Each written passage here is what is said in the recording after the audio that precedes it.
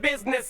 Thanks for coming out tonight. I wrote me a manual, a step-by-step booklet for you to get. Oh, I make money moves. You can't see me, my time is now. What up, guys? Welcome to the Fitness Times Business Podcast. And my name is Joseph Mencel. I am your host. And I have an absolute treat for you guys in this episode of the Fitness Times Business Podcast. I'm sitting across from one of my, I'm going to say favorite people. I'm going to say best friends in the fitness industry. I'd hope you would have, actually. Yeah. I'm like, how do I butter him up a little bit? Jake Nikolopoulos in the house. What's happening, Jake? Man, good to be here. Good to be back. It's good to have you, man. It's awesome to be back in Adelaide, and what a couple of days it's been. It's hot as hell here, and it's beautiful. First time seeing the HQ and everything here. Yeah. Really, really impressed. Blown away. We have so much to get through in this episode of the Fitness Times Business Podcast, man. Yeah. So I just want to, I want to dive straight in, but I need to give a little bit of background for the listeners and the viewers who may have heard of you. You know, they probably know that you're a pro bodybuilder. Yep. If they don't, well, now they do. But just a little, just some vital facts on Jake Nikolopoulos. So, 2 times pro bodybuilder. Yep. And when I say 2 times, that means you have a pro status in 2 different federations. Exactly. Right. Yep. And we'll get into kind of how that all played out in a second. But 2 times pro bodybuilder, current Arnold Classic Australia super heavyweight and overall champ, current IFBB Pro Bodybuilder. Yes. Current fiance and soon to be dad. Yes, that's my most important title. I better put that there. Yeah. Let's throw that in there. Manager in the family metal business, sheet metal fabrication business. Yeah. So a lot of responsibility on your shoulders there. Yep. Not just being a manager, but being a family business. Yeah, exactly right. You got to put up. You know exactly what that's like. Oh yeah. Massive Joe's and TMJ apparel athlete once again. We had a little hiatus in there, but you're back in this bitch. Back in.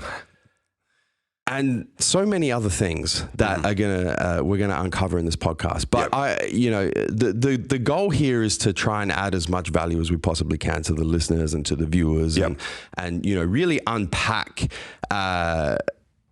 somebody who has reached such elite levels in the sport of bodybuilding as yourself. And that's where I want to start. So I want to start with your career thus far in bodybuilding, because you're quite unique in the fact that, I mean, you've been bodybuilding for a long fucking time, man. Yeah. A long time. Training since like 13. Since 13, but actual bodybuilding career. Yeah. You want to hear more bodybuilding career, or you want to hear about the trainings? Well, I want to give just a little bit of perspective for the listeners and the viewers. So, I mentioned that you're 2 times pro bodybuilder. So you started, if we go back to... Started with what would have been WFF, would have been the first federation that I competed in. As a teenager. As a teenager, yeah. So it would have been World Fitness Federation. Yeah. So which is kind of from what I knew back then, there was the kind of stepping stones where you got to. And back when I started competing, NABBA was still pretty much the pinnacle. It was regarded almost as high as the IFBB then, because I know the history of NABBA back in the day. Like Arnold Schwarzenegger won NABBA titles.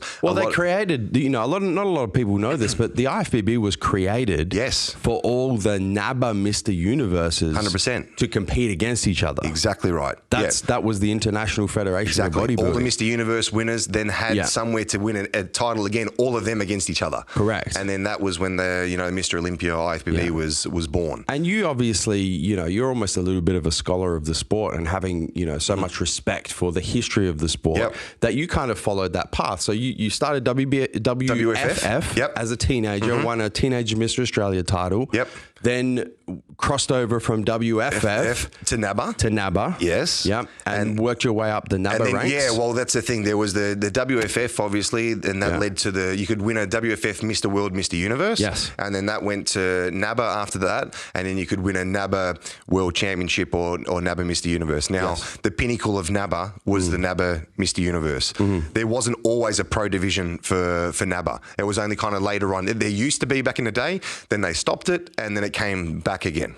Okay. So you've gone NABBA, worked your way up, ended up getting your pro card in NABBA. Yep, I won a world championship in 2013 in Italy. Yep. So that gave me the NABBA Pro card. Yep. And then that's when I think I spent 2 years competing as a pro with NABBA. So the first year after I got my pro card with NABBA, Yeah. I came 5th in England. Yeah. It was always in England. That one never moved. It was like a prestigious place where they've always had the professional Mr Universe. So then the following year after that, I came 2nd, and then that was when I ended up moving on after that. Moving into the IFBB. Into the IFBB. Yeah, because my goals from way back was to work my way up. As you said, the people that I used to surround myself with, it was like the history of Australian bodybuilding and even just the where they from the years that they came from. It was all about the Mr Universe title. If you can win the Mr Universe title, then you're good enough to be able to do IFBB. So for me, it was always kind of just testing the waters, and I wanted to keep on progressing my way up through the WFF, obviously, then the NABBA. And it was just natural progression to letting myself know, okay, if I'm good enough to win WFF, can I do NABBA? I was good enough to win NABBA. Can I do a NABBA Universe, the pro NABBA? Yeah. Then I did that, and then I was, even though I didn't win the professional NABBA Universe.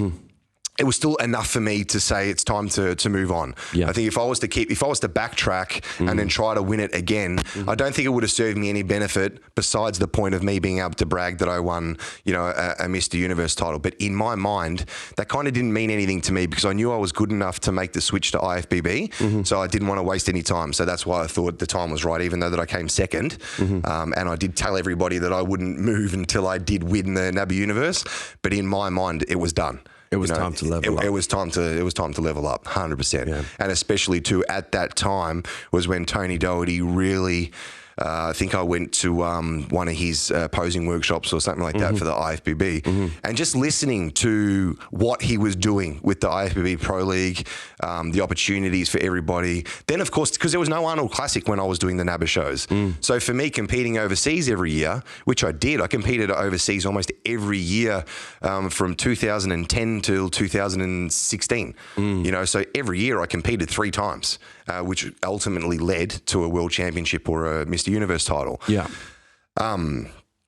So getting to the IFBB, when I heard Tony saying that the Arnold Classic was there, because it never used to be that. So the incentive to compete in Australia for IFBB really wasn't that high for me. I think it was more at that point in time. It was more at NABBA World, NABBA Universe. Because there wasn't really anyone traveling to compete at Arnold. Well, there wasn't really. I don't think there was any of this Arnold Classic Pro League and stuff back then. So once I heard Tony give this speech and motivated everybody, and I heard just. It was more the enthusiasm that he had for the direction of bodybuilding. Yeah. And I was like, holy shit, like this is where I want to go now. And unfortunately for NABBA, it was definitely on the decline at that stage, where the whole prestigious vibe behind the NABBA Universe and all that, unless you're in Europe, but even then on the world scale, it was slowly declining. And the IFBB was the way to go. If you want to be pro, if you want to be up against the best of the best, then the Pro League was the way to go. And what Tony, I just loved the way that Tony was saying what he wanted to do with it. So it was a no-brainer for me. With your experience in, WFF and NABBA and traveling and competing year after year and, just this wealth of bodybuilding experience, I think that, it was quite unique when you did earn your IFBB Pro card, which is not that long ago. It was March this year. March this year. It is Arnold Classic Australia So 2019. literally I made the switch and the following year, Yeah. You're one of the few bodybuilders that I have had the pleasure of knowing that when you kind of turn pro, it was like, it was almost like a formality. It's like Jake's, the time was right. But it's like you had built up. Did the stepping stones. Yeah. You did the stepping stones. Exactly. And so when you got your pro card, it's like, of course, Jake, like it's literally just like another feather in your cap. Exactly. But you're at that level where you are legitimately pro ready. Well, as you said, it's like you earn your stripes, like you have to, for me, that was the only way because the guys that I trained with were old school in a sense where you have to, set that, you got to get to that first goal first, then you got to keep on climbing the ranks and, every time that you do that, then you're slowly becoming more worthy of that end goal. And it's not even the physique. where I'm kind of heading with this, right, is we have a little bit of epidemic, for lack of a better term, especially in this country. Well, but, in most other countries, I see it as well, where everybody competes to get a pro card. It's like, that's the reason for competing. No. And so you have all these motherfuckers that compete in like their first or second show, right? So and two things happen. Firstly, if they don't do well and they don't turn pro, they have a sour taste in their mouth. The second thing is if they do turn pro, and their physique is worthy of pro level, depending on the federation. There's a lot of different fucking standards. But their mind is not ready. And I see this all the time. It's like, fucking, you've what done have 2 you gone shows. through? Exactly. You've never competed internationally. You've never, so many of them have never lost. Never lost because it's just been here on, 100%. If you fucking do your first show and you win and you turn pro, you're going to get your fucking ass handed to you when you hit the pro circuit. 100%. Because you're not going to win your first pro show. No. That's not going to happen. No. So how do you, this is what I'm trying to get at is not only have you over the years of competing developed a pro-worthy physique, but you have developed pro-worthy experience. You developed pro-worthy mindset. Well, you know what it feels like to go to a competition, be on stage for 2 seconds, the judges not even fucking look at you and not even place top 5. Like you know what, and you know how to deal with that. What are your thoughts on this current epidemic of, the primary reason, and they just want to turn pro, as you said. But don't get it twisted. The federations are kind of they're guilty, making it easy. Guilty. They made it a lot easier for That's kind of how they market it as well. It's like, come and do this federation, pro card, and you'll be the next pro, and you'll be the best of the best, or whatever the fuck the slogan is. Look, as you said, somebody who respects the sport so much. Well, I respect the process so much, and I respect the hard work that goes into it. As you said, the determination and everything that I did from that very, very beginning. And I can't tell you how many people discredited me because I did NABBA. And I was like, all of you guys in Australia, it used to frustrate the shit out of me because it's like, you have no fucking idea the quality and the standard of these NABBA guys over there. Like, half of them could all turn pro, and a lot of them are all IFBB pros. Like the guys winning the top, even the top 6 at a Mr Universe lineup. A lot of the young guys listening to this probably have no idea, what NABBA is or what the federation was like back in the day. But those guys were absolute monsters. So for me, doing it the way that I did it, like I said, I felt like I was ready to make the switch, at the time when I decided to move on, because I knew I've already competed against these guys over there. If I would have competed in Australia and got my pro card, it would have been, I think, maybe FedEx back then. And essentially, it's a Mr Australia title. So you're winning a Mr Australia title and getting a pro card. And I never wanted to get the pro card just for the sake of saying that I was a professional bodybuilder 100%. And then going overseas, as you said, and just getting my ass handed to me. So I wanted to be able to go against this whole process that we spoke about, and doing the NABBA shows, traveling at a young age. I started at like 19, traveling, doing Mr Universe titles and things. The experience that came with that, as you said. And then just being able to be around that standard. And you do, like, I'm the sort of person that I need to know within myself that I earned the pro card, because I wouldn't want to have a pro card in Australia. I'm not saying that I would have got it easily, but if I had it, and then I saw the guys even winning NABBA Universe titles, I'm like, shit, I'm an IFBB pro, but I just watched the NABBA Universe show. I wouldn't have even beaten the top 6 guys. And this is, you know what, man, this is the difference in mindset that I see with this fucking epidemic. They would rather just have the pro card. But this is the thing, right? Is I see, and every show where they're giving out pro cards, there's certain federations where it's really hard to get a pro card. Very. IFBB is one of them. And if you get to that level, you have to win your class, you have to win an overall. Yes. It's fucking hard. And by the time you get there, the majority are worthy. There's other federations, of course, where they hand them out in fucking Wheatie boxes. Well, sometimes top 3 get pro cards. 100%. Yeah. And so my initial, as someone else who respects the sport so much and has been competing for so long, like I remember when I first started competing, the fuck is a pro card? Yeah, exactly. I don't want a pro card. I just want to be the best athlete I can be and 100%. get better and progress and, you know, see how what comes from it. See how far, exactly. And so I see these athletes now and, you know, they're on their fucking social media and they're, you know, pro this and pro that and whatever. And I'm like, fucking imagine, like, I wonder what goes through someone's head when they're publicly bragging about being a pro athlete. 100%. But they came third and got a pro card. Yeah.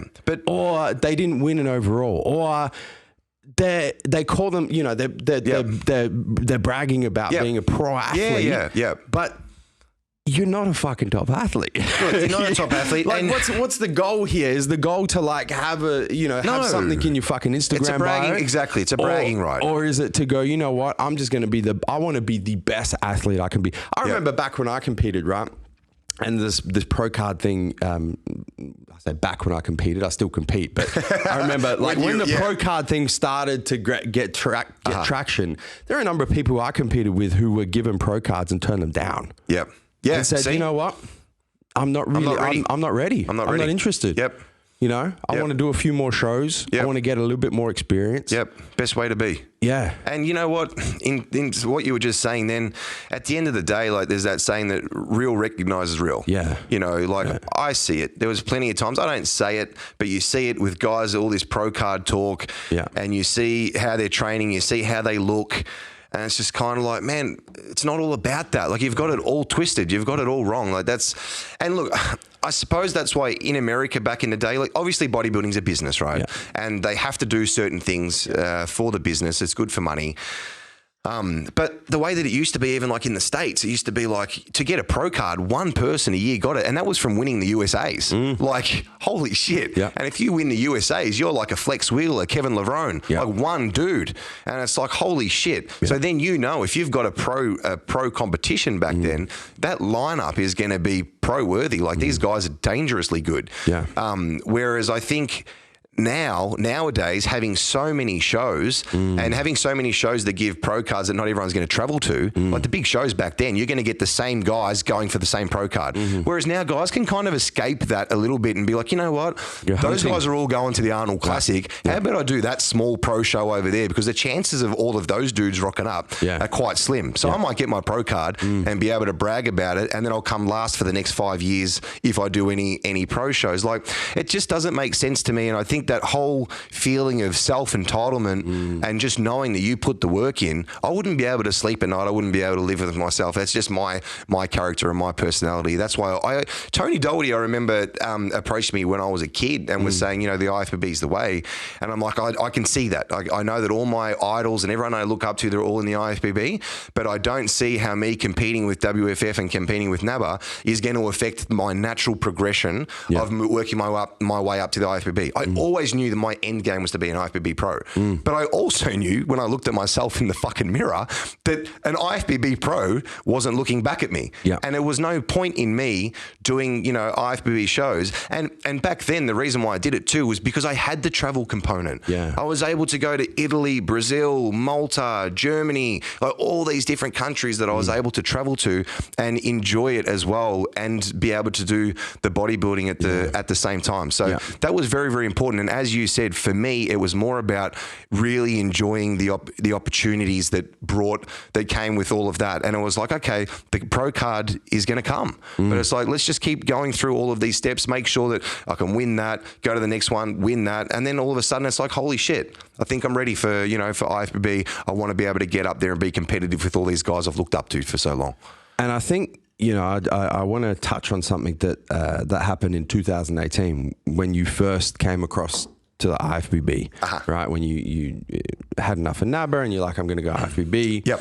And you did the Victorian titles, won the super heavyweights. Was it the titles or the Arnold qualifier?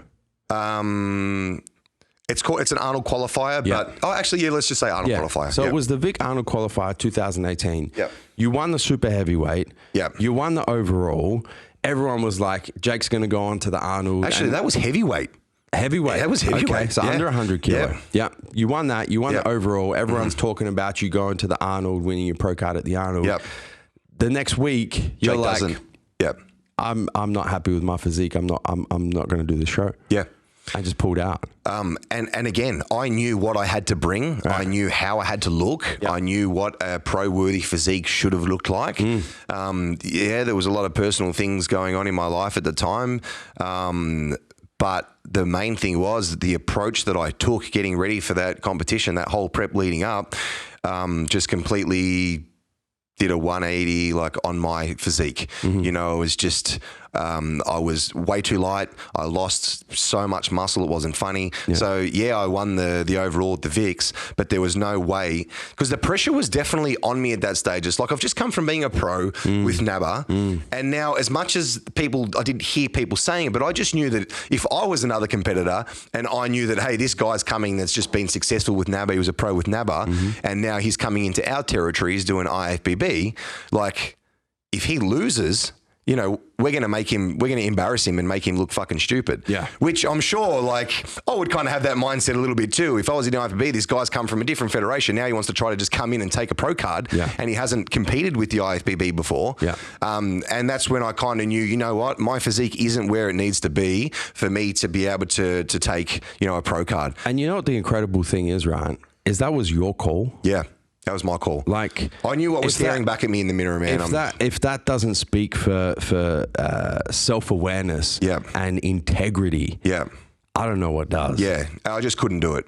But the fact of the matter is, man, like to be completely first show ever pulled out of too. Well, yeah, 100%. But you know, the fact of the matter is, there was a pretty good chance that had you gone on to Arnold, you probably would have won your pro card 2018.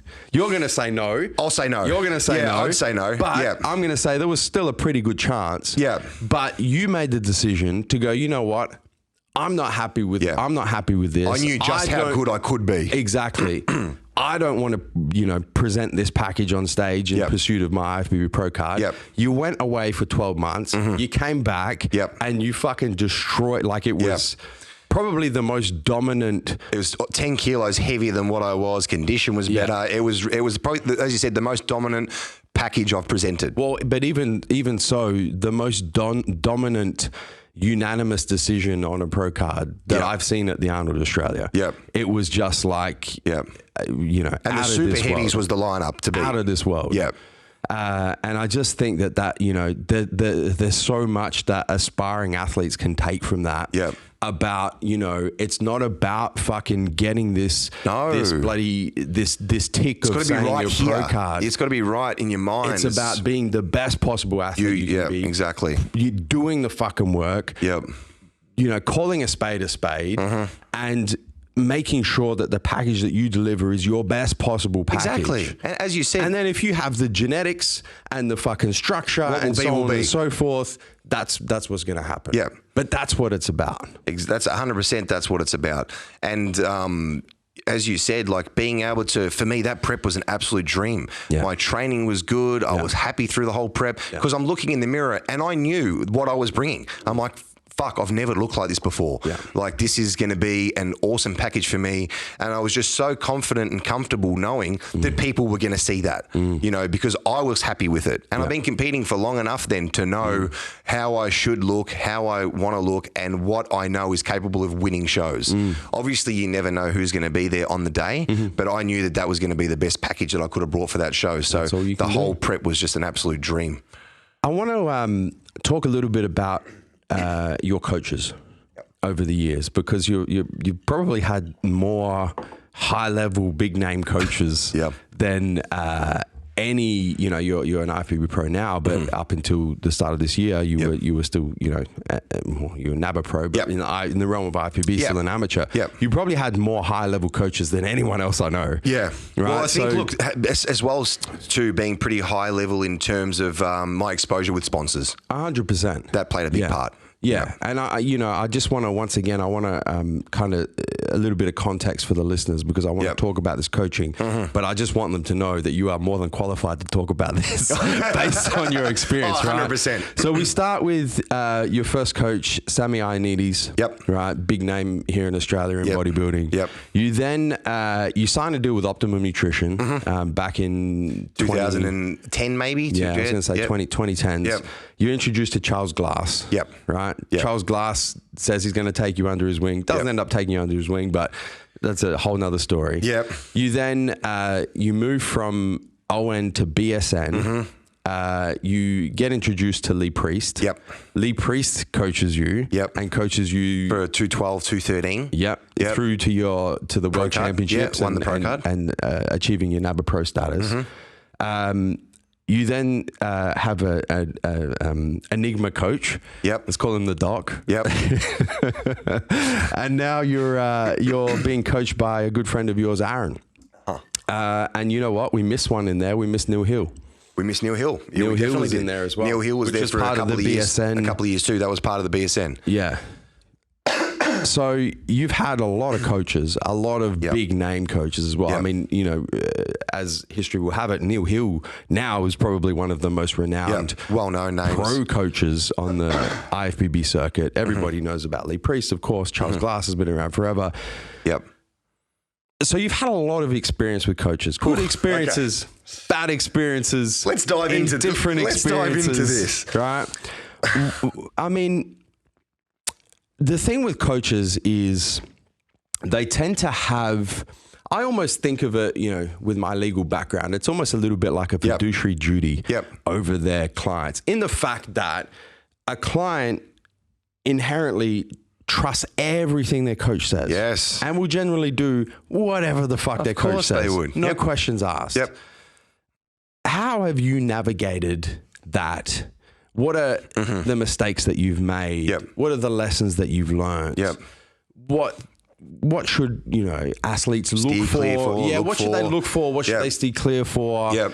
Like, talk me a little bit through that. Look, I think as well too, being as young as I was when I first started coaching, I was so lucky to have someone like Sam Ioannidis from the early years. Yeah. Because he was the 3-time Mr Universe. He was like with Tom Platz and Arnold and Reg Park and all those guys back in the day. Yeah. Believed in the ethics of hard work, consistency, everything that pretty much set up my career. So learning that from the beginning was very important for me, because it already from the get-go, it wasn't you need to take more drugs. Yeah. So that was a blessing for me, because I see what's going on now. And usually the first thing that coaches want to say is, here's your shopping list. This is what you need. Yeah. Whereas I was taught old school way from the beginning, let's learn how to fucking train first. Let's train for hours on end. Let's train hard. Let's eat. Let's rest. Let's recover. And worried about that stuff. It was more, as much as people probably going to say that it's not, it was a fucking afterthought at that stage, at my age that I was at, because my body grew, you know, doing what I was doing.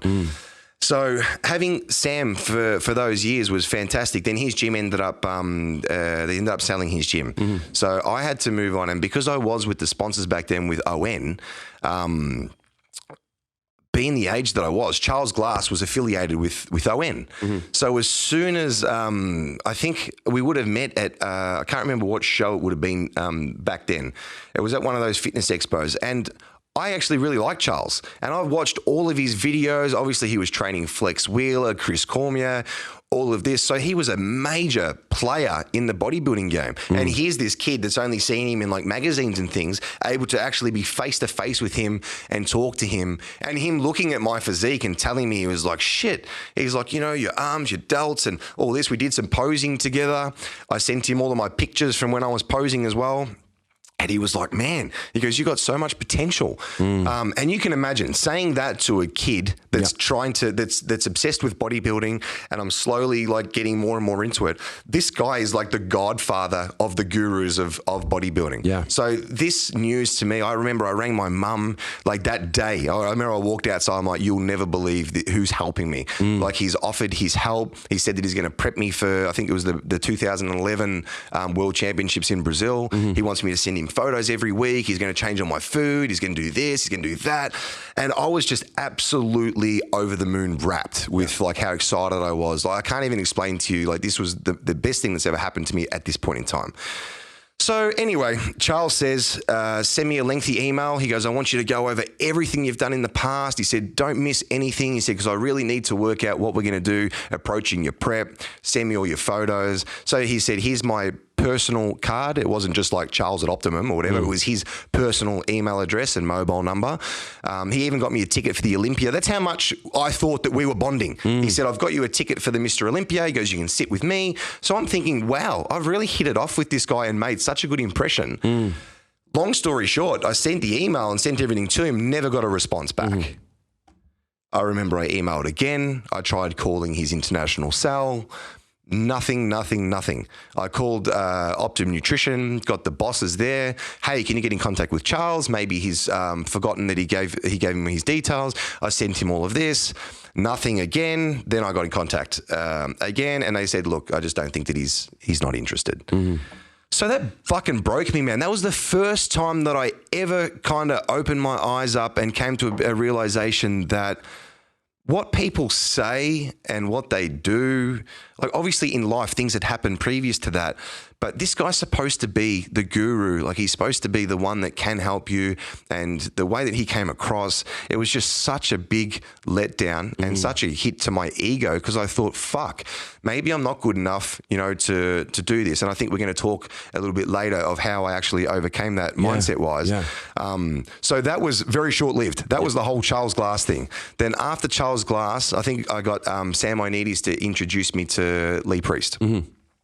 Got in contact with Lee, obviously one of the most decorated Australian bodybuilders of all time.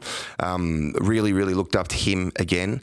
And I remember the first time that I spoke to Lee when I said that I wanted to train with him. He did not want a bar of it. He just said, you're like every other fucking young kid. All you want to do is think that it's about drugs.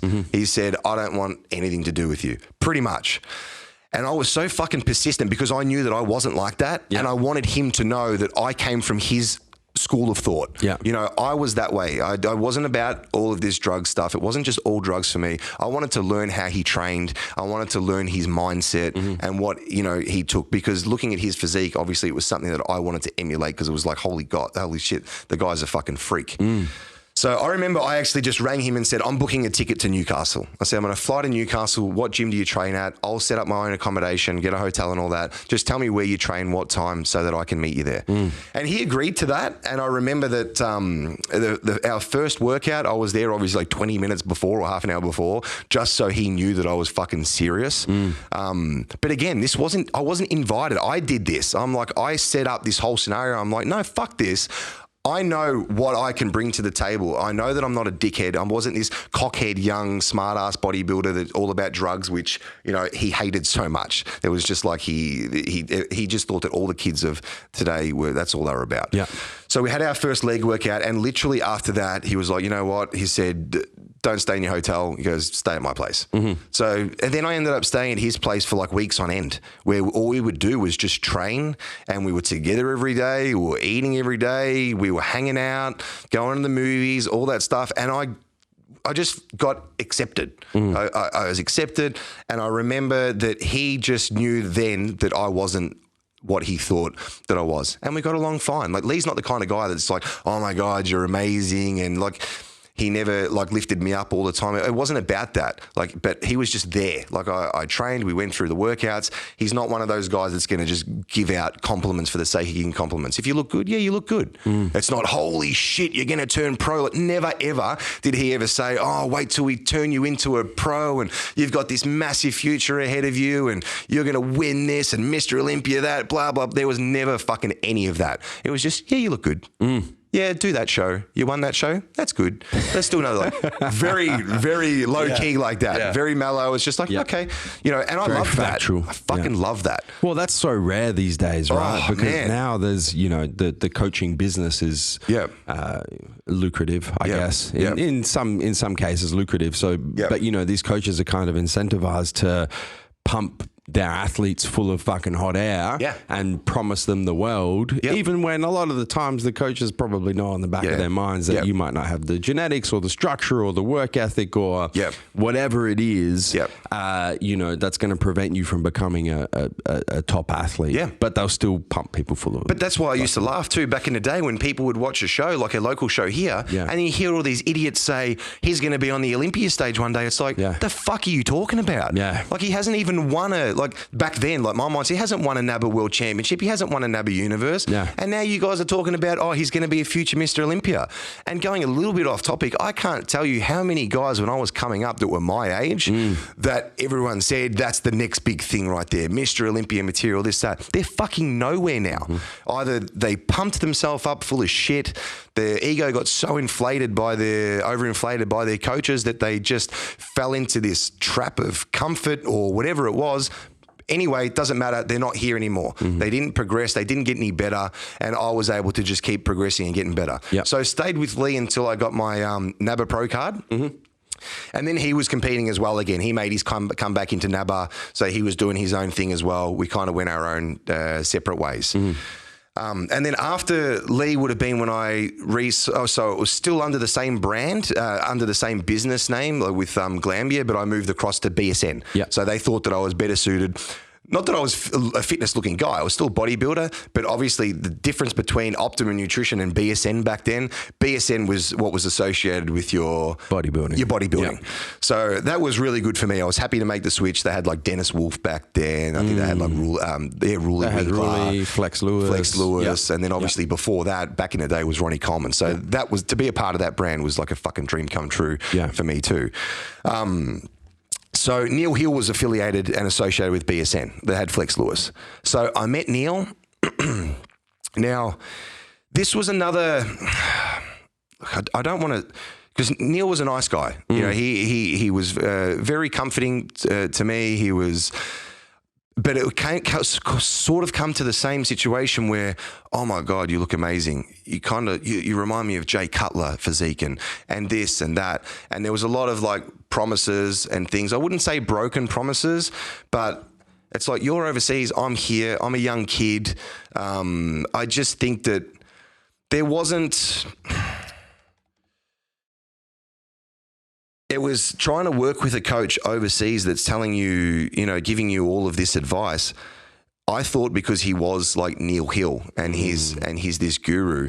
But to be honest with you, the meal plans and everything was just so generic that I kind of felt like I could have done everything that he was doing with me by myself. Like I couldn't kind of work out that, he was this whole guru thing, and it just didn't make sense to me that what I was doing, I knew that I could kind of do by myself. So it was very disheartening that it wasn't what I thought it was. Yeah. It wasn't personal like I thought it was. Like, yeah, we joked around. We like had conversations on Skype calls and things like that.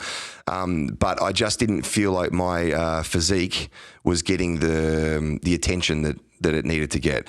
I did a couple of shows. My condition was kind of way off. I did a couple of the NABBA Universe and stuff. And it always came back to, we need to be a little bit harder next time and this, that. Now it's like, man, we had 20 weeks to be hard. Like, I did everything. I'd eat fucking dirt if you told me to eat dirt.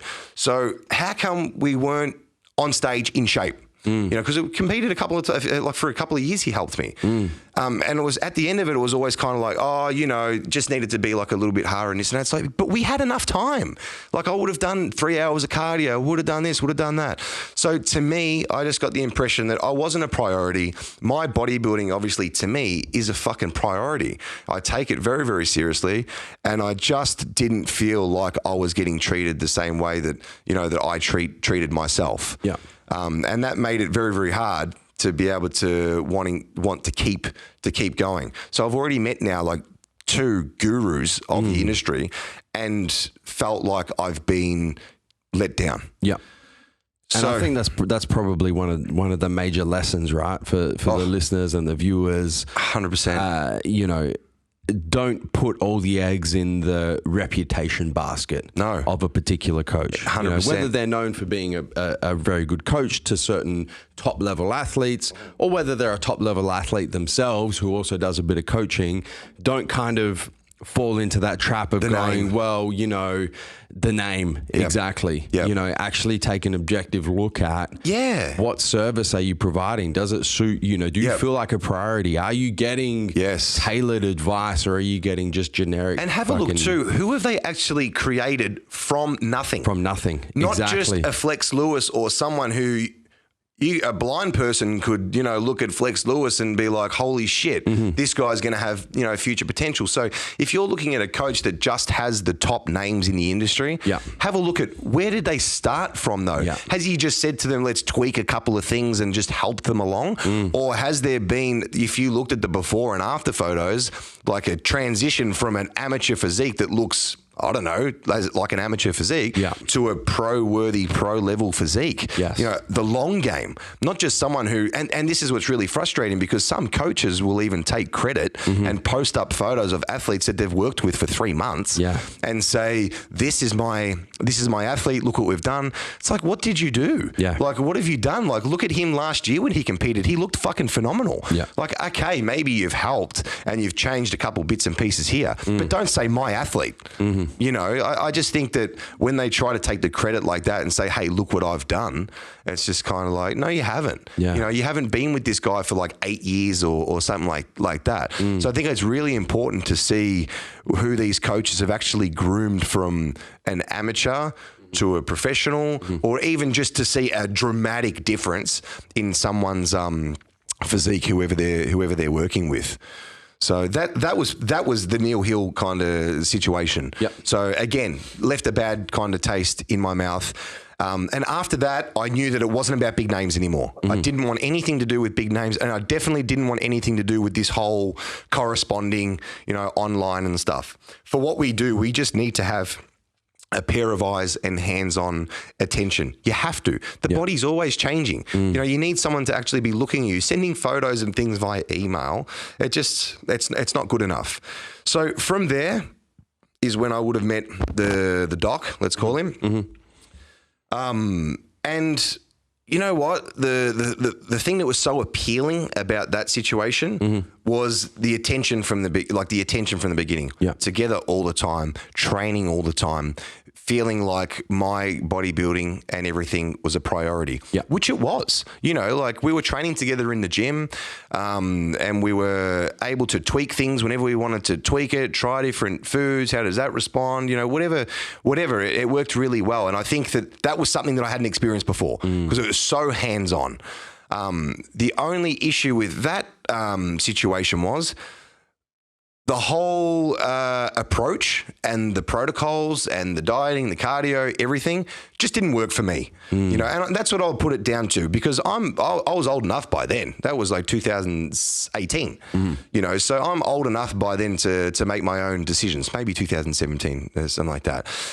And I didn't pay attention enough to what my body was doing. Like I was losing a ton of muscle. I came from even the year before competing at, like over 100 kilos, like 106 or maybe 105 kilos, something like that.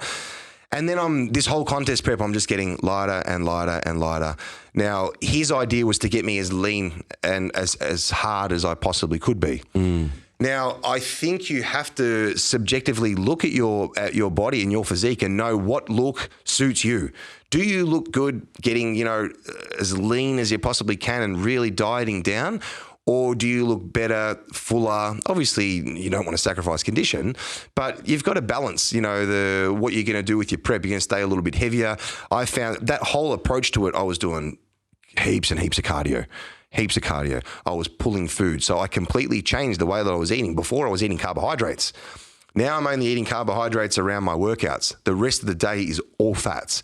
So it's not a ketogenic diet. It's a hybrid keto diet. Got some carbs around my workout. The rest of the day was just fats. Anyway, the whole approach didn't work for me. And unfortunately, who I was working with kept on saying I'm looking better and better and better and better, which in his eyes, maybe that was the look that he wanted to go for. And because, as we said earlier, as him being a coach and me being the student, pretty much, I go along with it. I just say, yes, I want to see this through. And my personality as well, I like to see things through. So I'm like, I want to see what the end goal is going to be here. And unfortunately, this was when I would have been prepping for the 2018 Arnold's. Yep.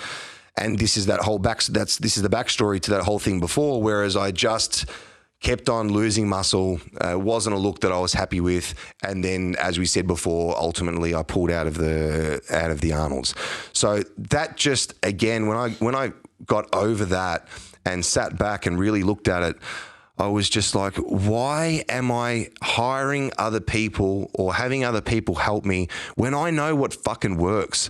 Like, especially now. Like, I don't regret any of it because that has showed me kind of opened my eyes up to different ways of doing things, seeing how my body responds to things. I could have woken up a lot earlier and just gone back to what I knew what worked.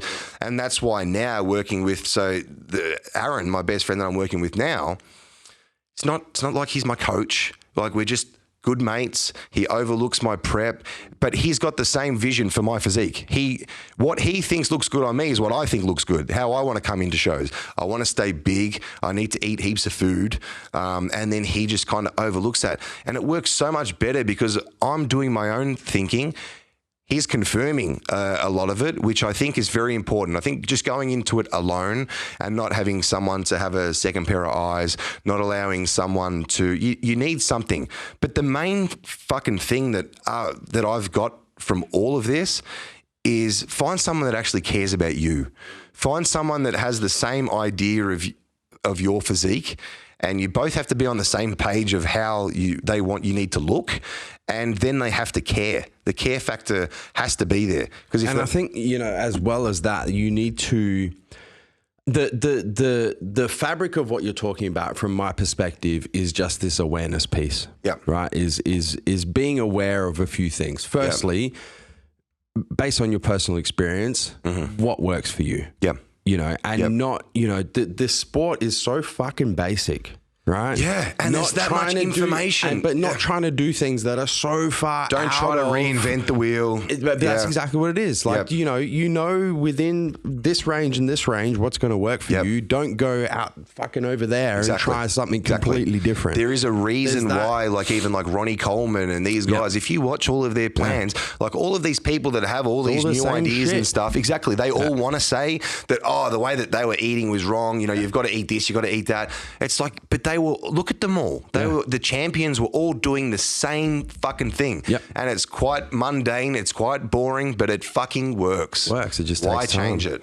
And then I think the other awareness piece is, and this one is particularly difficult because, I think that especially with the sport now and this kind of self-entitlement mindset, and the delusional mindset as well, is actually knowing, what is your potential? Oh, man, that's huge. It's difficult. It's difficult because most people can't look in the mirror and be honest with themselves and go, you know what?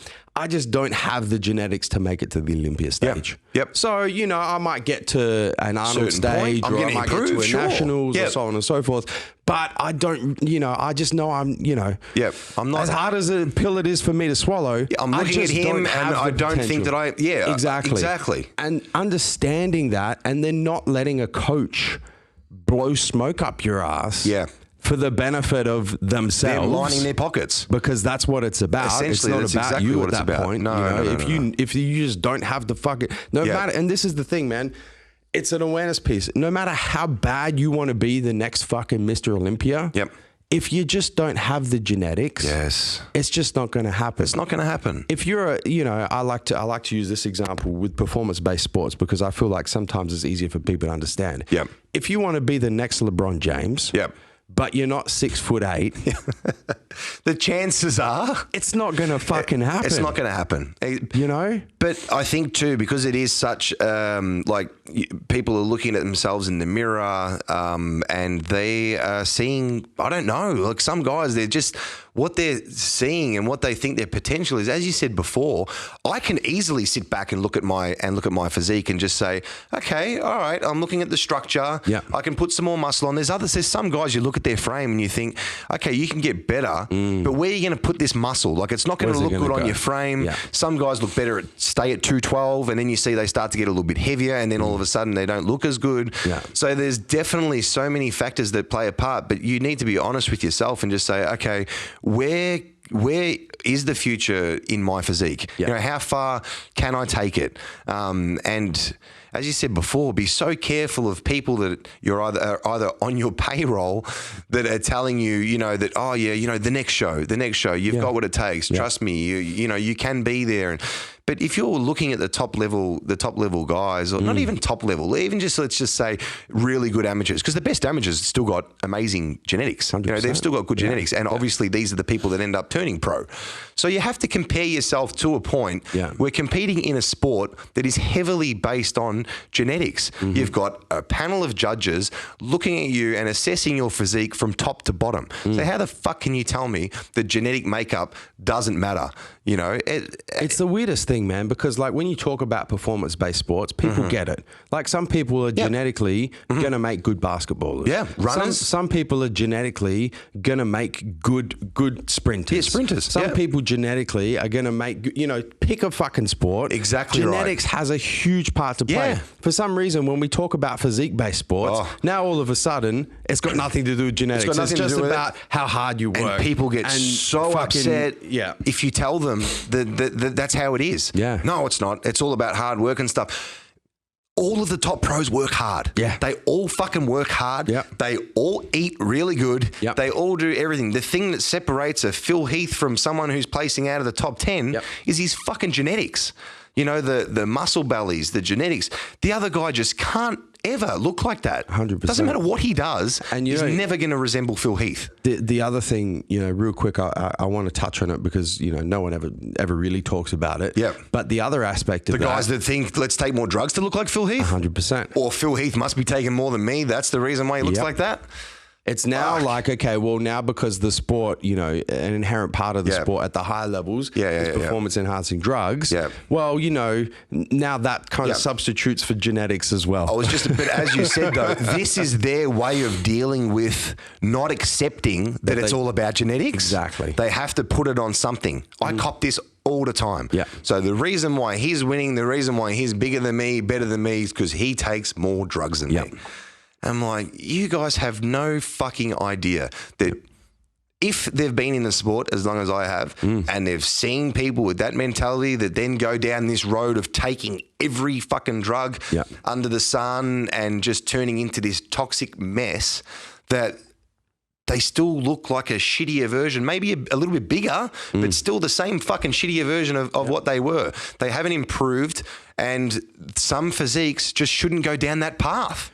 And, you know, just to tie this back to coaching, because that's kind of, you know, where this really fits in. Well, some coaches will tell you to do this. 100%.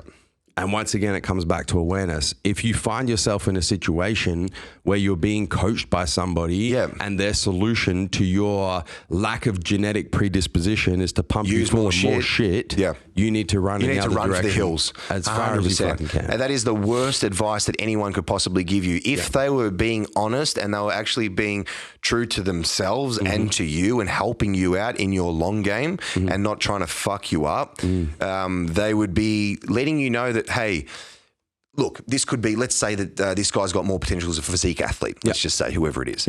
They would say that. They would say, look, this is the direction of your physique. I've worked with all of these other guys. I'm just letting you know that in my personal opinion, and if we're going to continue working together, this is the goal. You know, you can be an amazing physique competitor, but you're not going to be competing with Phil Heath and those guys at the Olympia level. I'm sorry to burst your bubble, but unfortunately, sometimes in life, someone has to give you the cold, hard fucking truth. 100%. Because if everybody keeps leading this kid down the garden path by saying that, oh yeah, it's only a matter of time, this, that, the other, then it's just an absolute mess.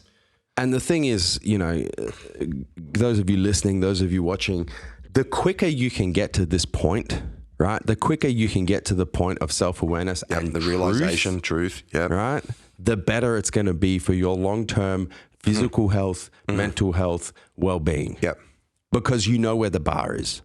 You know where the bar is. You're not going to start doing things that are unsafe and detrimental to your long-term health to try and get over and above that bar because you know it's never going to fucking happen. And you know what? Everybody that I have met, all past and present professionals, they are not doing the dumb shit that people think there is. They think they're doing. Yes, there may be the select few that are, but a lot of the guys that have the longevity behind them, that have been doing this for a long time, that look like pros, aren't doing the dumb shit that I hear that local guys are doing at the local gym.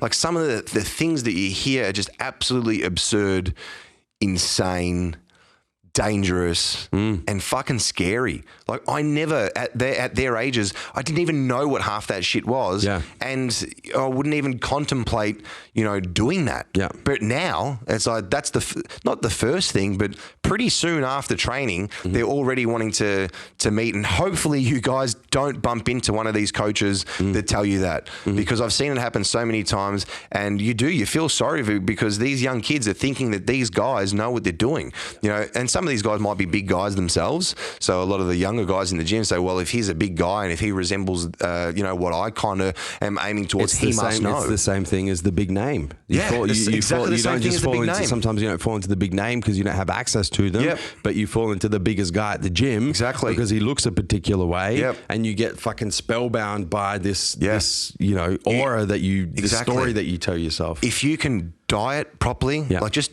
eat clean, whatever at the beginning, if you can train hard, if you're going to go down the performance route, do what you have to do there, but you will know and you will slowly progress. You don't need a coach from the beginning if you're going to do things, the right way. Or if you do, find a coach. Find a proper, good coach. Do your groundwork, as we said before. And if the first thing that they're doing is trying to sell you stuff, run. Yeah. Just to close us out before we move into the next bit that I want to talk about. In my personal experience, and fortunately, what I do with my company, Massive Joe's, is I have the opportunity to work with the best of the best athletes in the country. Every elite level pro athlete that I have ever worked with, or ever had involved in the business, or ever known, had built an elite physique naturally. Beforehand. Every single one. Not a couple. No. Not the exception to the rule. Every single one. There you go. Just goes to show. You have to, it always is there. Like there's so many like pros that you look at, and if you have a look at their old pictures of when they were younger, it was always there. You could tell like, shit, this guy's got, genetics. Or let's just flip it for a little bit. Even though Dorian Yates, if you look at old photos of Dorian Yates, he still looked good. Like you could still tell he's a bodybuilder. But here's a perfect example though of hard work, like ridiculous hard work, like more hard work than a lot of other people. Like he was willing to push himself to absolute ridiculous extremes. But the genetics were still there. Okay. He just had slightly maybe less genetics than some of the guys that he was up against, but he overcame that by an insane work ethic. But I'm not going to lie to people like some people do and just say, if you have an insane work ethic, you're going to beat everybody, because you're not. If you have that and the genetics, fuck, you're going to do well. Now we're talking. You're going to do well. So we've spoken a lot about bodybuilding. Yes. But you have a life outside of bodybuilding. Real quick. Thank God for that. Tell me, what does a typical day in the life of Jake look like? From when you get up in the morning to when you go to bed at night, typical work day, weekday, what does that look like? Okay. Not all that exciting. I like to train first thing in the morning. So I like to train, as we said earlier in the piece, our family business is a metal fabrication company. We employ about 25 people, and we supply all major hardware stores with all of their metal roofing and rainwater products. So very busy company. So I'd like to be able to get my workouts done first thing in the morning. Normally I'll train 6 a.m. So then I find that has been the best the best spot to put my workouts. Because then by the time I get to work and the stresses of the day and the phone calls, returning people's calls and disgruntled customers, or, just the dealing of just the normal day-to-days, if it's on my mind and then I try to train in the gym or try to work out, forget about it. I have terrible workouts. I don't enjoy my training. And it's just in the back of my mind, there's just always something that I know that I've got to do. Maybe that afternoon, call this person, or did I organise that, whatever. But if I train first thing in the morning, 6 a.m., clear mind, clear head, put the phone to the side, unless I'm doing an Instagram video, but put the phone to the side for the most part, and just get on with my workout. And that's what's made me to be able to continue to keep loving my bodybuilding as well in that sense. So from there, then I head straight down to work, to the factory, and there I'm general manager. So me, mum and dad running the business. I'm out on the floor with all the guys, making sure obviously that all of their jobs are organised, any issues that they have, making sure that they're all partnered up, and pretty much just the general overseeing of the flow of the company during the day. Just for a little bit of scope, how many employees are we talking about in the factory? 25. Okay. There's about 25. So we've got 5 trucks out on the road all day, every day. Yeah. And then we've got all the guys in the factory that are on the folders at the front of the factory, folding up all your guttering and flashings and things like this. And in the back of the factory, we have all of your custom fabrication stuff, all your welding, CNC punching, plasma cutter, laser cutting, all that kind of thing. So there's a whole bunch of different components to the business, which I absolutely love, because it's so different from all the bodybuilding stuff that it gives me, like in the morning, I'm all about bodybuilding. It's, everything that consumes me for that point in time. And that's how I've been able to keep improving. And then when I go into the factory, let's flip the switch. Now it's, manager Jake. Now I'm able to completely change what I'm doing and be in a different environment altogether, different motivations, and I love it. I love being in that. Even when the pressure's on, like stresses of the day, I still really, really enjoy that. And being able to do it with the family business too, and seeing what mum and dad have created so long ago, and being able to now participate and be a part of it and improve certain areas of the company is just a really good feeling and nice thing to be able to do. So normally work days will finish at roughly around about 5:30. Yep. I'll lock up the factory, pack everything up. And then from there, I try to get all my meals in, obviously, during the day. I still don't stop my normal meal intake. So every few hours, I'll still stop. I'll make sure that I get all my food in, because these are the things I need to be able to balance and manage a normal life. Like so many bodybuilders that want to just bodybuild. One-dimensional. It's like you can make it work. Yeah, it requires a little bit more, shifting of your time or whatever you need to do, but you can make it work. And then once you make it work, you realize that it's essential and very important to make it work, because you need other areas in your life. You need to have all these different aspects of your life. Yeah. So that's the work day done. And then at night time, obviously, that's the time that me and my fiance, Stacey, get to just unwind a little bit. I only train once a day, so I'm not back in the gym. We get to just have that time to just unwind, take the dog to the park, do all these sort of things, cook food for the next day, things like that. But realistically, it's those hours that I'm at the factory, because of how fast paced it is. Like a lot of the times, once work finishes, then it's quoting all the jobs, organising everything for the following day. So they're all that's all the behind the scenes type stuff that we have to organise as well. But pretty basic kind of day for me, man. Yeah. I want to touch on this. Obviously, your lovely fiance, Stacey, at the moment, who's currently pregnant with your first child. Yep. First Little child, girl. Baby girl on the way. Baby girl. Start of 2020. I want to touch on this if you're willing to talk about it, because once again, there's this definite kind of crossover that I see frequently with people who are heavily involved in physique-based sports. Yep. And in particular, those who are quite good at it. Yep. The elite level athletes, and how they manage personal relationships. Yeah. Because the sport is very demanding. Yes. 100%. Yep. A lot of people become very one-dimensional. Majority. It's a majority. Yeah. And it's difficult.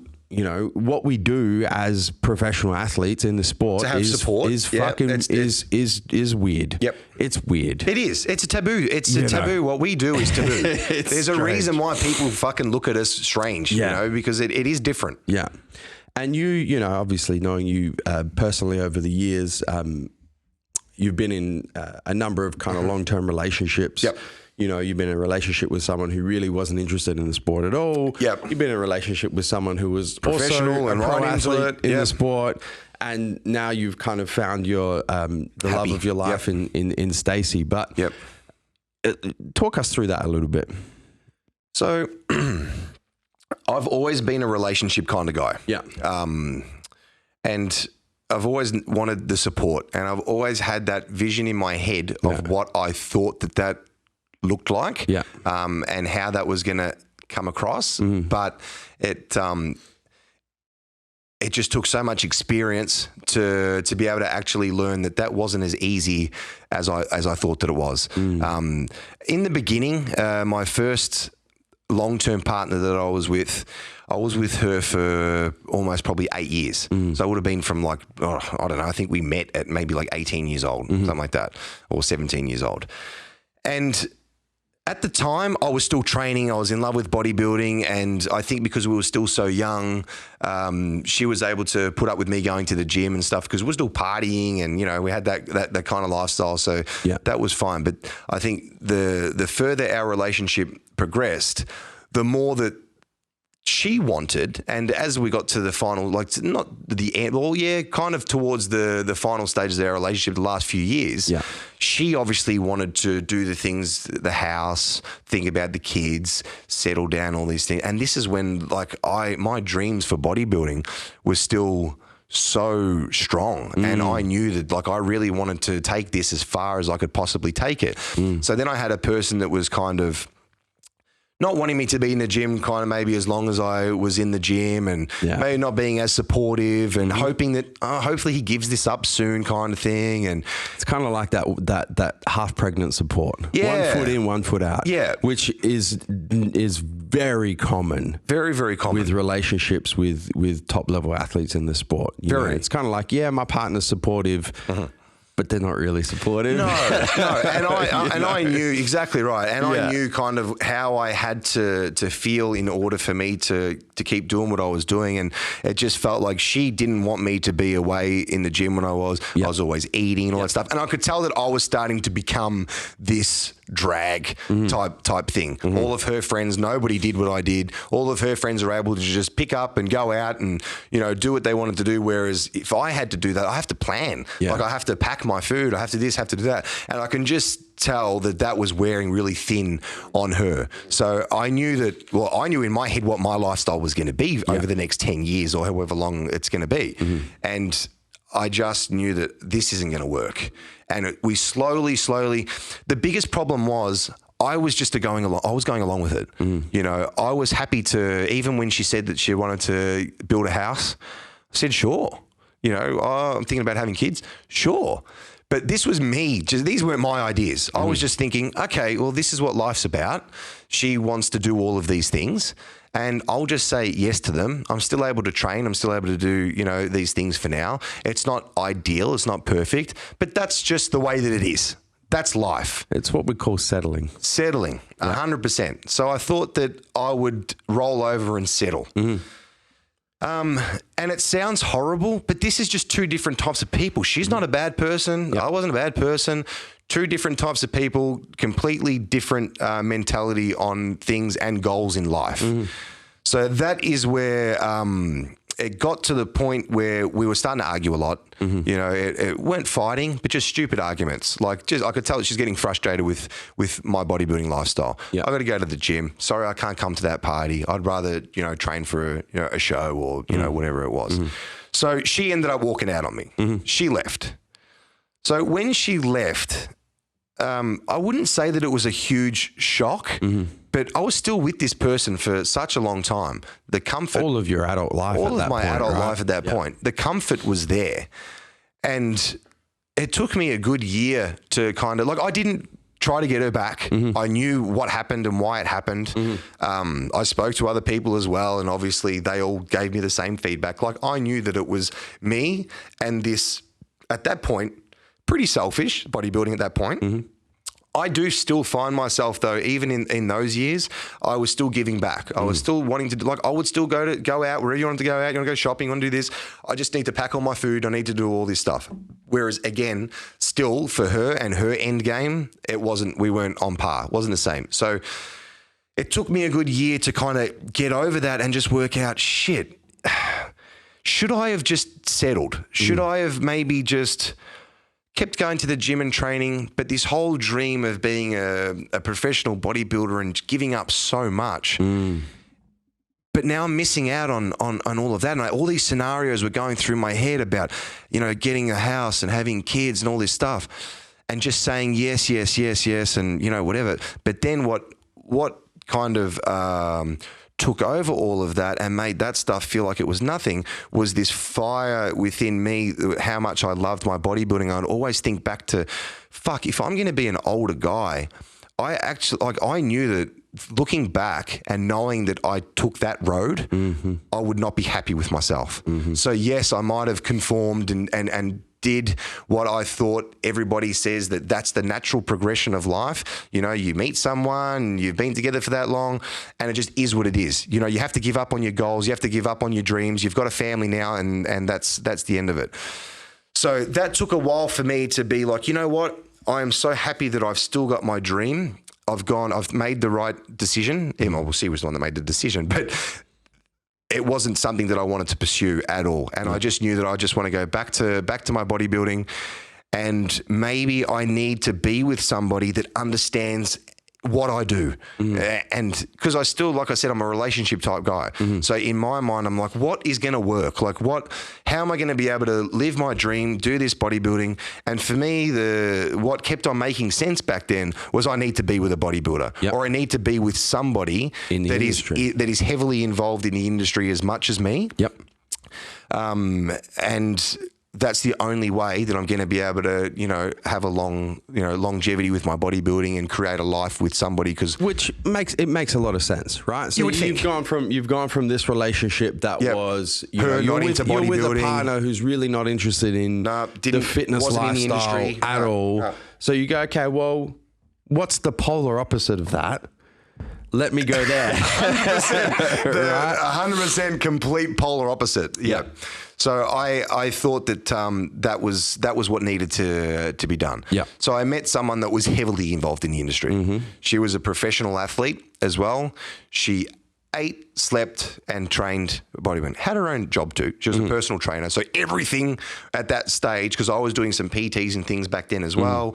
So literally, as you said, we were on the same path in a sense. We were so heavily involved in the industry. Plus, we're both professional athletes, you know. So it was good. Like, I thought that I was on the right path. But then the thing is, because she had her goals and I had mine, it kind of just two people going through life. But realistically, we're just training and we're both like getting ready for shows. But there wasn't that component of,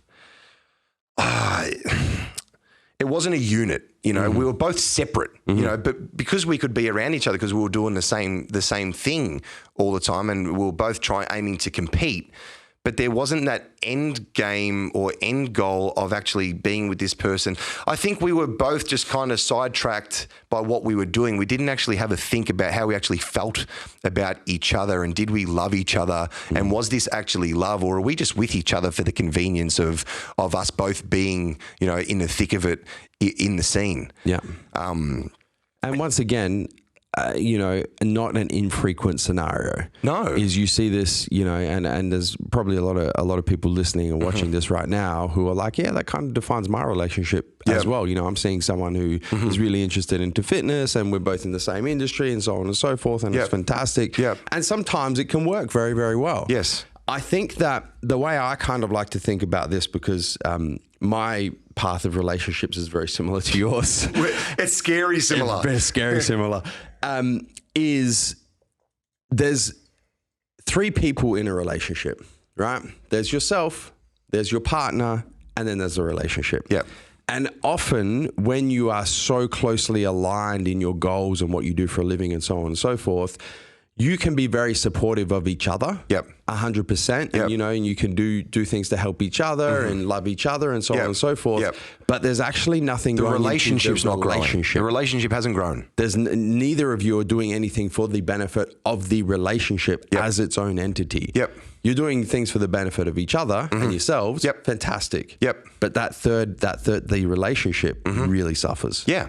And I think you kind of dig a lot deeper then into the personality as well. And you're kind of like, there's no fucking substance to this anymore. Like, yeah, we could train together for the next 10 years. Yeah. But this isn't my end game. My end game is to have someone that supports my dream, that, as you said, we're building a life together at the same time. Whereas I don't want to make it sound horrible, but the actual relationship side of things, like you said, in the life part, that whole time was stalled. That didn't move. We didn't change gears there. It's like I got better in my bodybuilding, she got better in her bodybuilding, but the relationship didn't fucking budge. Yeah. You know, we didn't do anything together. We didn't build anything together.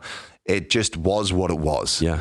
And that, to me, like I said, I thought that this was the path. It got real fucking old real quick. Yeah. I need a lot more than that. You know, I had the end game in mind. I wanted a partner. I wanted someone that I'm going to spend the rest of my life with. I wasn't looking for, you know, anything less than that. Yeah. So once I kind of realized that this is going nowhere, we've kind of reached this, like we were at the ceiling point from the beginning. It just hasn't moved. It just hasn't budged. So both of us, you know, were just like, okay, this just isn't happening, you know, and I had to get out of there. Yeah. I had to get out of there because it was just becoming to the point where I knew that no matter what I did, I'm the kind of person that tries to fix things. Something was broken in our relationship. And I tried to fix things over and over again, but unfortunately, that was a major lesson though, because I tried to get an outcome out of something that just wasn't fixable for me to fix.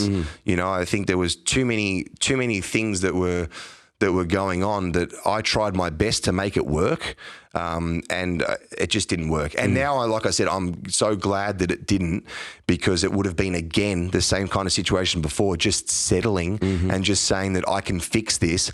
That's not a loving relationship. Like, you shouldn't be like, I can fix this. Like, that's bad. Almost settling in the other direction. Like when you talk about your first partner, it was kind of like settling on the fact that, you know, your dreams and the fitness part of your lifestyle was just going to have to take a little bit of a back seat. Whereas in the second relationship, it's like, well, everything outside of that's going to have to take a back seat. So it's the polar opposite.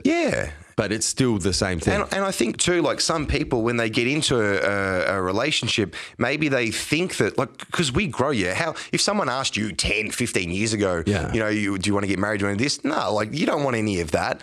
But as we mature and as we grow, and that's the whole point about being in a relationship that grows, like at the start, it is what it is, and it turns into something that's like, hey, I want to spend the rest of my life with this person, or it progressively keeps on making you want to want more, because that person's the right person for you. You have that connection. You should want to do that. It shouldn't be, I can probably make that work. It's like, man, what the fuck are you talking about? That should never even come into your mind that you should make that work.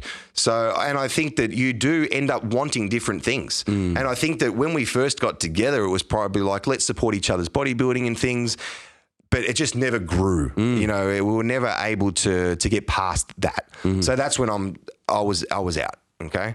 So meeting someone like Stacey then, coming after all of that isn't directly involved in the industry. She trains, doesn't compete. She's not heavily involved in the industry. But man, there's the first time in my life that just meeting someone, like just even the first time and our first encounters, it was just kind of like, didn't want to get too excited, but at the same time, I was just like, man, this is refreshing. This is fucking like, just, it feels normal. It feels right. We got along. There wasn't all of these other issues that I had in past relationships. So that's why I'm kind of saying before is if I would have settled from the beginning, I never ever would have experienced this. And never for a second in my relationship with my fiancée, Stacey, have I thought, I can make this work, or I can settle for this. It's just been like next level, engagement, baby, like all of these things. And it's just all welcomed. And it's brought out the best in me and my bodybuilding. It's brought out the best in both of us. And as you said, as a unit now, us together traveling through life, it's the best feeling ever when you've got that support from someone, and you know that everything that I do is building the relationship. As you said before, you're both building lives for yourselves, but there's nothing getting built together in the relationship. 100%. It kind of, you know, it's one of these things as well. That applies to the realm of relationships, but applies to kind of everything. You know, one of the things with people who are heavily involved in the fitness lifestyle and in competing and you know, bodybuilding, physique-based sports, whatever it is it's very all-consuming. Yes. And it can kind of go one of two ways. Right? Is it can either consume all other areas of your life and start to really pull everything away. or it can add to every other area of your life and make you a better person. 100%. If you're able to take the lessons and the mindset and the skills that you learn through the sport, through competing, through the developing grit, developing perseverance, developing doing things when you don't want to do them, but you have to. All of these kind of cliche things. Is a fucking we can spend the rest of the podcast going. But if you can take all of those lessons and apply them to other areas of your life, that's the real unlock. 100%.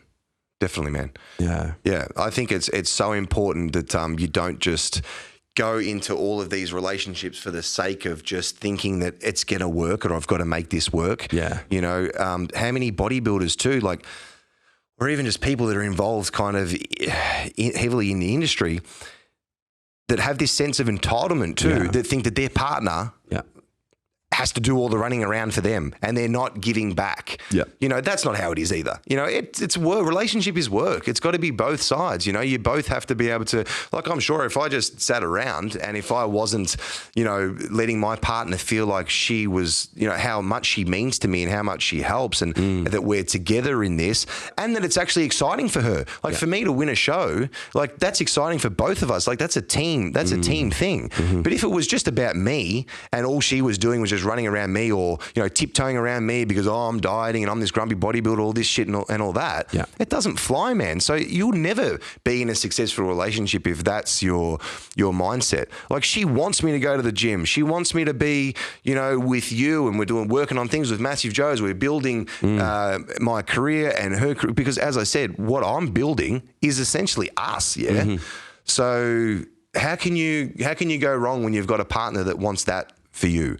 That's the best feeling in the world because you just feel like you can do the overtime and you can, as long as you're giving back, there's that balance, and as long as you feel like your partner is obviously involved and that you're both sharing the journey, then I don't know, man, you can't go wrong. You're both contributing to the relationship. Yeah. That's the key exactly. here, man, is, so many people in particular in the sport, in this lifestyle go wrong because they're focused on the wrong things. Yeah. They're focused on, support. They're not necessarily the wrong things, right? Because you need support. You need to help each other. You need to love each other. You need to, all of that.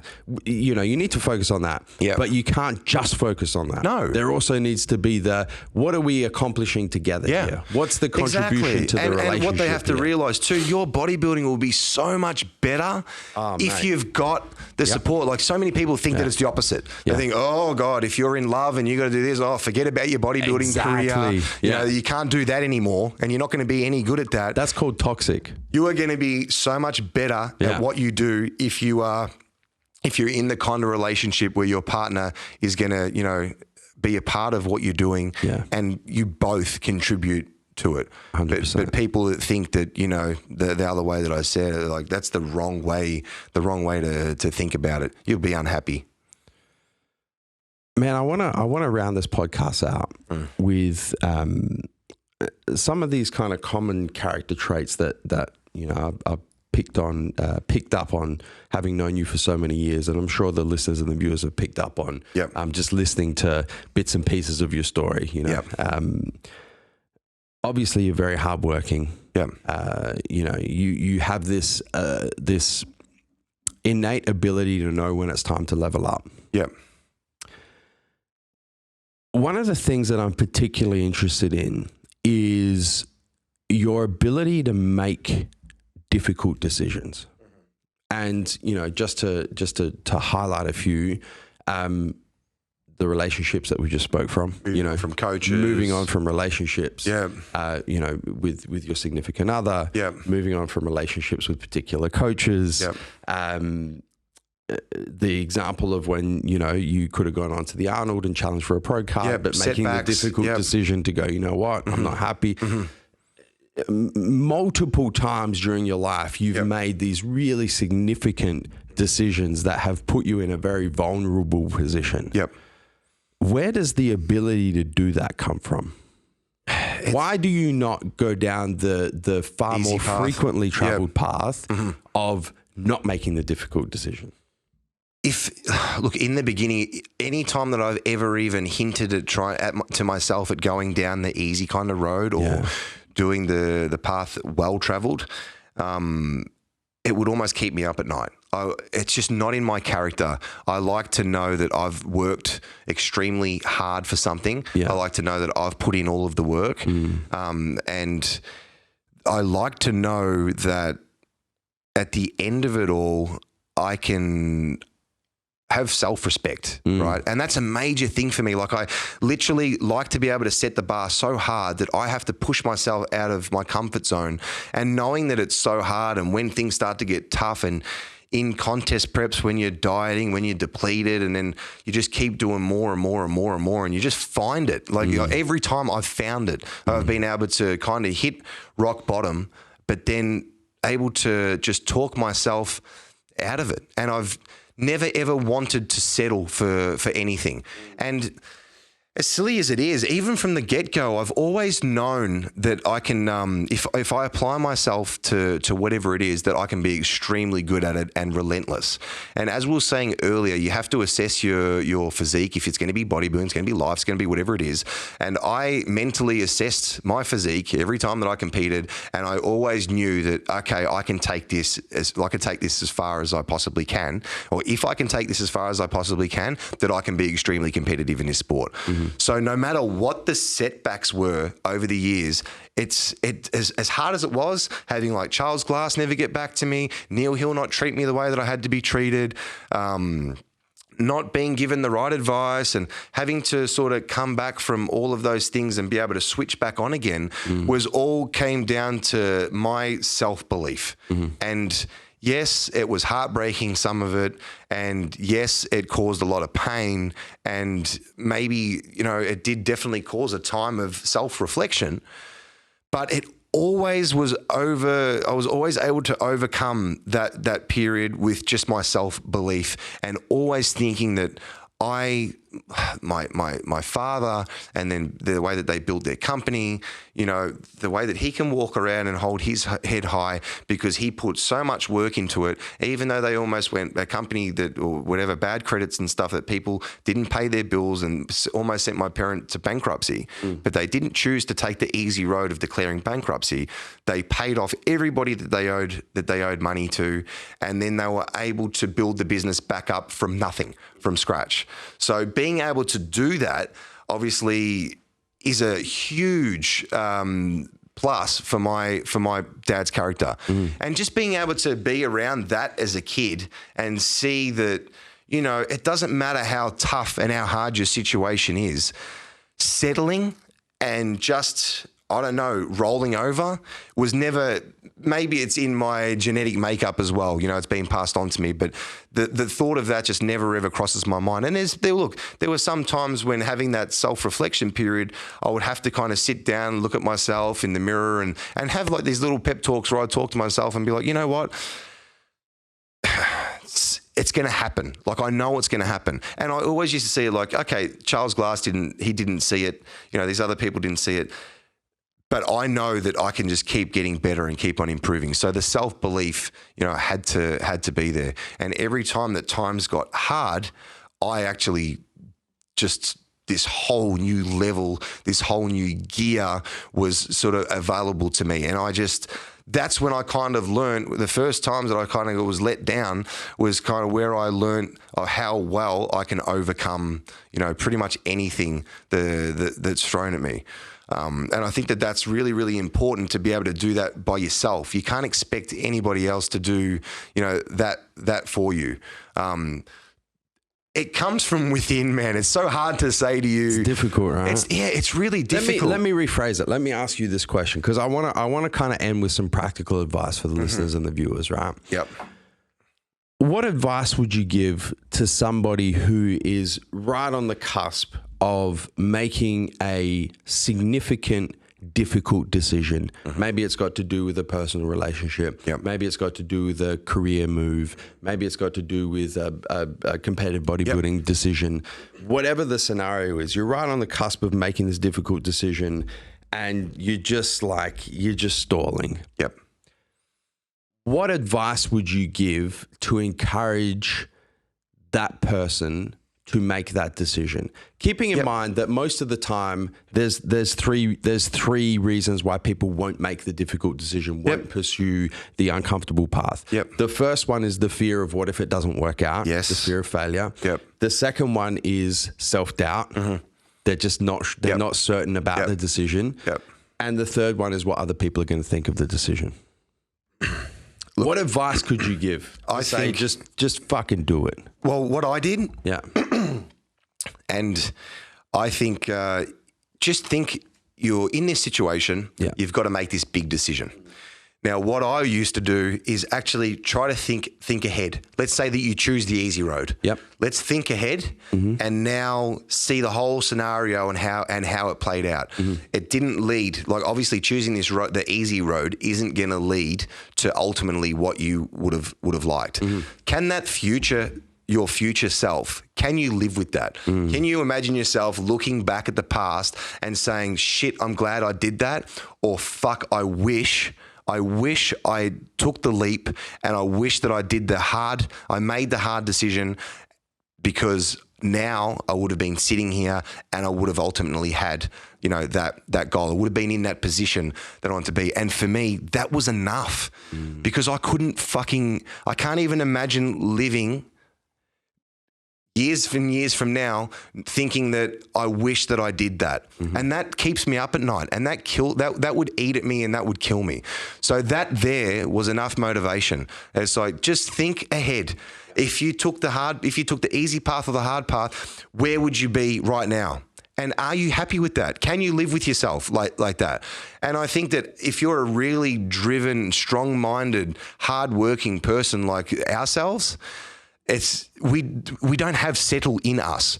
So it didn't take long. That's why people say, how can you do it, this, that? It literally didn't take long for me to just think like that and say, okay, could my future self be happy with that easy decision if I made it? Choosing the comfort road and doing all that. It's like, yeah, okay, it would lead to a good life. Like it would be, whatever. But could I live knowing that I didn't take the leap of doing that thing that scared the shit out of me, but that's the way that I wanted my life to pan out. And 10 out of 10 times I look back and it's like, I need to make the hard decision. It's the thing with the fear of regret. Yeah, exactly. 100%. It's for me personally, and I think for most people, if you actually give it enough thought, it trumps all other fears. Yeah, I couldn't do it. Again, that's what you're describing. You're describing regret. You're saying at some point later on in your life, 5 years, 10 years, 20 years on your deathbed, looking back at the decisions you made and the consequences that they led to, which I call it regret mitigation. I'm like, what is the path that I can choose that's going to lead to the path of least regret? Yes. 100%. And that's what drives a lot of my decisions. I'm like, I can do, you know what? I can deal with failure. It's no problem. I mean, you and I have both multiple over and over again. Huge whether failures. It's people closing doors in your face, whether it's all these relationships, all these 100%. Letdowns, setbacks. As you said, you can deal with that. I can, and 100%, you guys listening, you guys watching this, you can deal with that. When it comes to the self-doubt, self-doubt is just a complete figment of your imagination. 100%. When you're a fucking child, you don't have self-doubt. No, you go into everything head first. You go down slides head first. Self-doubt is just this fake production of the society that we're brought up in. And as you said, people are scared to stand. People are scared to stand alone. People are scared to stand out. And people are scared to fall. And it's like you can't be scared to fall. And anybody that is successful and anybody that has chosen the path of resistance has come out on top. Or if they haven't, they've learnt enough from that to keep going. Correct. And they eventually get there. Decision. And that's what we're trying to say as well. Like, you may not get there. Like this decision that you make, you go to hard road. You might not get that. It's not the last decision you're ever going to make. It's not the last decision you're ever going to make. And it's setting you up and teaching you, okay, what do I got to do? I'm going to keep persisting. I'm not going to just give up. You know how I like to think of it, man? I like to think of it as like a basketball score. Actually, you know what? I'm going to just rephrase that. I like to think of it as in like a basketball season win-loss record. Yep. Versus, let's say, an AFL season win-loss record. Yep. Right. I'm trying to play as many games as I can and get more wins than losses. Yep. Even if it's like one. Yep. Just get the number on the board. Compared to playing the least amount of games and having a perfect record. Yep. I'm not interested in being 22-0. No. Well, you want to live. You want to live. I'm interested in being 120 to 86. Yep. That's kind of what I'm looking for. Yep. Well, that's the experience too, isn't it? 100%. Yeah. You're still fucking winning. Yep. Just had all this experience as well. Yep. And then, you know, the last part of those three fears that prevent people from making the difficult decisions, the other people's opinions, and how I balance that with the fear of regret, is I like to go like super, super like long term with it. Yep. I like to think about when I'm taking my last breath, how many of those motherfuckers going to be there? Yeah. Yeah, man. And as you said, that's kind of how you have to think. I've thought like that. Like I really think as far ahead as like being, you know, in my later years. Yeah. And am I happy with the decisions that I've made up until now?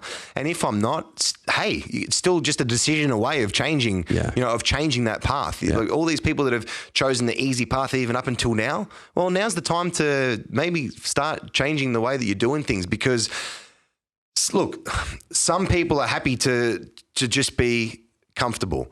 Some people, the fear of, as you said, taking the plunge is just too much. Yeah. You know, but that's okay though, because they're not the kind of people like us. Some people don't stay up at night thinking, shit, my future self is petrified of, you know, of me if I made those decisions. Some people, I don't know, they're just not wired that way. But for people like yourself, most of the and people myself, listening to this podcast are wired that way. Of course. You look, and this is another thing. Some people would like to say that they're not wired that way and then put it down to, you know, but I had a family and I had kids and I couldn't do this or I couldn't do that. It's bullshit, man. You can make it all work. You can do it. You know, it's a matter of just taking the risk and putting, like we said, all of these other things that we've said previously, putting the work into it all, not being scared, you know, of what could or couldn't happen. Because realistically, what could happen is that you could live a life that you won't regret. Yeah. You know, so, and to me, that is one of my number one motivations. And I think we've both kind of admitted today that that's something that would keep us both up at night if we weren't happy with the decisions that we're making. Our future self, looking back now, you know, we wouldn't be able to do it. It's one of my ultimate drivers, man. Yeah. It's one of my ultimate drivers, and I encourage people to look at it through that lens, look at it with that perspective. Yeah. Because it's such a powerful motivator. And it's the best way, right? Because you know it's your life. Like you can't read a book and listen to people that say, get motivated and this is what you have to do. It's like, this is my life. Whatever your goals are, I can either go this way or that way. You're the one that has to make that decision. Yeah, reading things and watching things and stuff maybe could influence your decision. I don't know, but ultimately it's your life and you have to know that if you go that way, would your future self be able to, you know, to live with that? Or would you go back in time and make a different decision? Jake, thank you, man. Man, loved it. It's been a great podcast. Absolutely loved it. I love that it's just a little bit more than just bodybuilding. That's always good. Yeah. Dig a little bit deeper. But where can the listeners, the viewers who perhaps they want to follow you on social media or where can they find you? Pretty unique last name, man. If you write Jake Nikolopoulos. Can you spell it, please? Can you please spell it? There's 12 letters there. Yeah. So anyone that just writes in Jake N-I-K, it'll most likely pop up. So Instagram, Facebook, and of course all the Massive Joe's videos you guys can see. It's just all training at the moment, but we're going to be adding a lot more content on that. But I'm really happy that all the Massive Joe's listeners and whoever listens to this podcast is able to just peel it all back a little bit more and just see, because I don't like to just be Jake the bodybuilder. Yeah. You know, like some people, maybe they like to be represented that way. But for me, I've always gravitated towards, like, even for me, it's bodybuilding. Yeah. But I've always gravitated towards the guys that have the life outside of that. Like your Flex Lewis, you can follow him. He's got his kids, he's married, family life. that to me is very important than just watching Flex do another squat, you know, or something like that. So I'm really happy that you've given me this platform to be able to kind of just introduce myself, you know, a little bit more than, you know, Jake the bodybuilder. So absolutely, I think this is a really cool platform. Add, you know, a whole lot more value to the listeners and the viewers, and a whole bunch of different levels of value as well. Yeah. So if you guys have, you know, if you've enjoyed this podcast and you've taken value from it, the one thing that I do ask is that you tell a friend. Yeah. So there's a few ways you can do that. You can just tell a friend, as in like. Next time you see a friend of yours in person, you know, we still do socialize every now and again. And the topic comes up, you know, people discussing movies they've seen, things they've listened to, new albums come out, you know, drop us a little plug. Say, you know, man, I'm listening to this podcast, the Fitness Times Business Podcast. It's not going to be the last. You should Google that shit and listen to it. Or the other way, you know, because we do live in a world of social media, is take a screenshot of this episode on whatever platform you're listening to, whether it's iTunes, Spotify, SoundCloud, it doesn't matter. Take a screenshot, post it in your Instagram story, and tag myself at Joseph Mencel and tag at Jake Nikolopoulos. Let us know your thoughts. JakeNikolopoulos.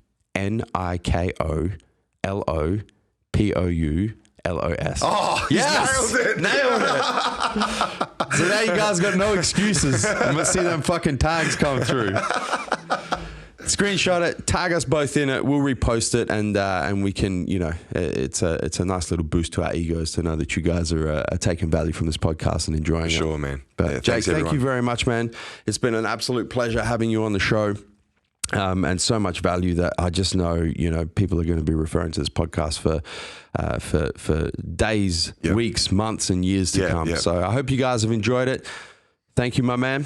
No problem, man. Thank you very much. Guys, we'll see you on the flip side. Thank you for listening to this episode of The Massive Joe's Show. Make sure you subscribe on your favorite podcasting platform, whether it be SoundCloud, Spotify, iTunes, YouTube, Podbean, Stitcher, or TuneIn. And if you enjoyed listening to this episode of The Massive Joe's Show, ensure that you give us a 5-star rating on your favorite podcasting platform.